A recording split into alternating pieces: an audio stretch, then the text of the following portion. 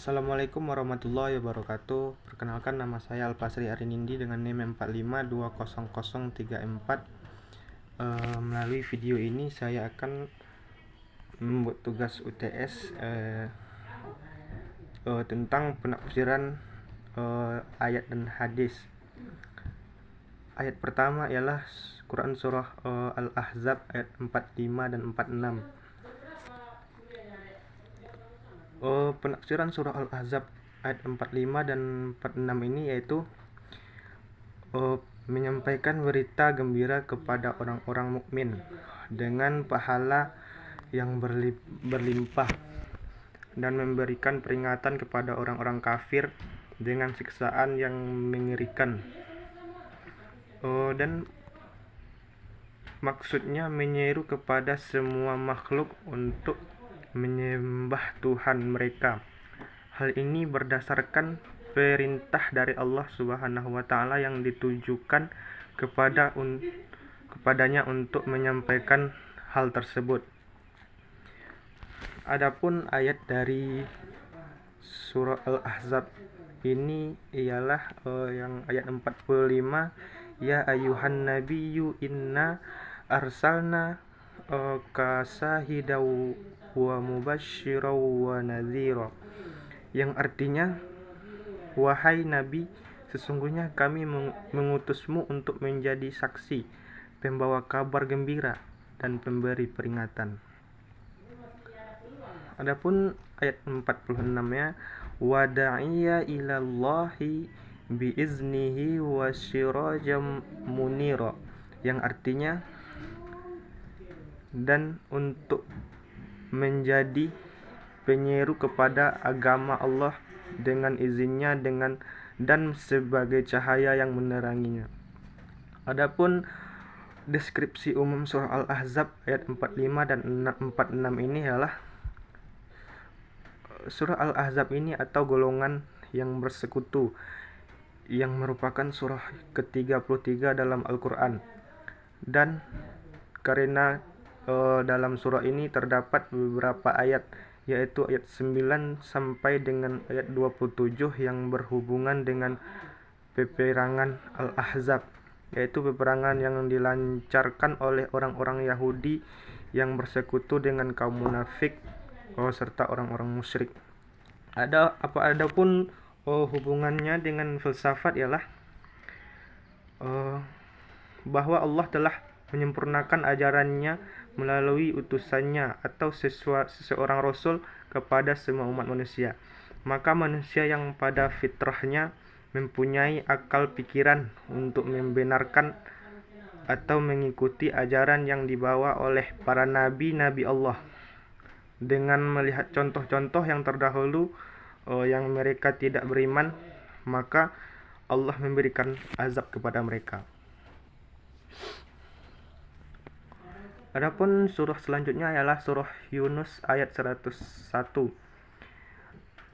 Adapun penafsirannya ialah Allah mengajak hamba-hambanya agar melihat sesuatu yang ada di langit dan di bumi. Maksudnya adalah melihat dengan merenungkan, memikirkan dan mengambil pelajaran terhadap apa yang ada padanya dan apa yang dikandungnya, karena di dalamnya terdapat tanda-tanda bagi kaum yang beriman. Adapun bacaan ayatnya ialah Qulin zuru madza fis samawati wal ard wa ma tughnil ayatu wan nuzuru an qaumin la yu'minun. Artinya ialah, katakanlah, perhatikanlah apa yang ada di langit dan di bumi. Tidaklah bermanfaat tanda-tanda kebesaran Allah dan rasul-rasul yang memberi peringatan bagi orang-orang yang beriman. Adapun deskripsi umum surah Yunus ini adalah surah Yunus ini merupakan surah ke-10 dari dalam Al-Quran dan terdiri dari 109 ayat dari Makkiyah, kecuali ayat 40, 94, dan 95. Dan 3 ayat ini ayat dari Madaniyah. Dalam surah Yunus menjelaskan tentang keimanan akan Al-Quran sebagai kalamullah, bukan sihir, Allah sebagai Tuhan pencipta dan pengatur seluruh alam semesta. Allah adalah Tuhan yang esa dan tidak berkembang biak, dan Allah menjelaskan alam gaib melalui firman-Nya. Adapun hubungan ayat ini dengan filsafat adalah kata kunci dari keterkaitan ayat ini dengan filsafat adalah unzuru, yang mana makna dari kalimat penjelas ini itu adalah lihatlah, atau perlihatkanlah, atau renungi. Ambil pelajaran dari apa yang ada di langit dan di bumi. Artinya manusia itu mempunyai akal dan Tuhan berikut untuk berpikir atau mengkaji tentang kekuasaan Allah. Adapun surah selanjutnya adalah surah Al-Hujurat ayat 12. Adapun penafsirannya ialah surah Al-Hujurat ayat 12 tersebut memiliki makna yang di dalamnya mengenai pelarangan untuk membicarakan hal buruk dari orang lain. Berdasarkan tafsir Ibnu Katsir, Allah juga melarang manusia untuk berprasangka buruk. Berprasangka buruk tersebut bukannya hanya kepada orang lain, melainkan juga kepada sanak saudara sendiri, sebab sebagian prasangka tersebut merupakan perbuatan dosa dan dibenci oleh Allah Subhanahu wa taala. Adapun ayat yang terdapat surah Al-Hujurat ini ialah ya ayyuhalladzina amanu jtanibu katsiran minadh-dhon inna ba'dadh-dhonni ismu wa la tajassasu wa la yaghtab ba'dukum ba'da ayuhibbu ahadukum ayya Kulu lahma akhihi maitan fakarihtumuh wattaqullaha innallaha tawwabur rahim. Yang artinya ialah, wahai orang-orang yang beriman, jauhilah banyak dari prasangka, sesungguhnya sebagian prasangka itu dosa. Dan janganlah kamu mencari-cari kesalahan orang lain. Dan janganlah ada di antara kamu yang menggunjing sebagian dari yang lain. Apakah ada di antara kamu yang suka memakan daging saudaranya yang sudah mati? Tentu kamu merasa jijik. Dan berkawanlah kepada Allah, bertakwalah kepada Allah. Sesungguhnya Allah Maha menerima taubat, Maha penyayang. Adapun deskripsi umum tentang surah Al-Hujurat ayat 12 ini adalah surah Al-Hujurat ini atau kamar-kamar adalah surah ke-49 dalam Al-Quran. Surah ini tergolong surah Madaniyah, terdiri atas 18 ayat, di mana surah Al-Hujurat yang berarti kamar-kamar diambil dari perkataan Al-Hujurat yang terdapat pada ayat ke-4 surah ini. Adapun hubungan surah Al-Hujurat ini dengan filsafat adalah bahwa seseorang manusia yang diberikan akal untuk berpikir bagaimana seharusnya manusia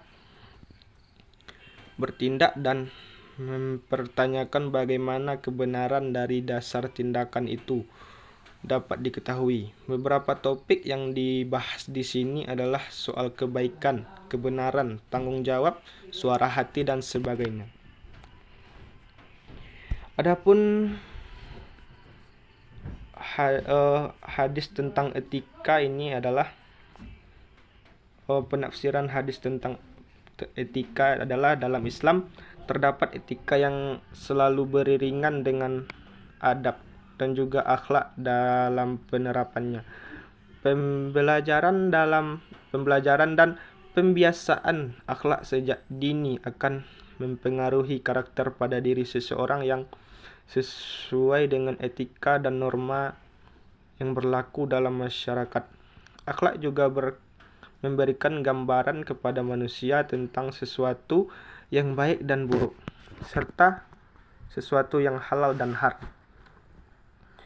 Adapun hadis tentang etika dan akhlak ini ialah Inna asqa ma wudi'u fi mizanil mu'mini yaumal qiyamati khuluqun hasanu wa innallaha yubghidul fahsyarul badhi'a. Artinya ialah sesungguhnya perkara yang lebih berat di timbangan amal bagi seorang mukmin adalah akhlak yang baik, dan Allah tidak menyukai orang yang berbicara keji dan kotor.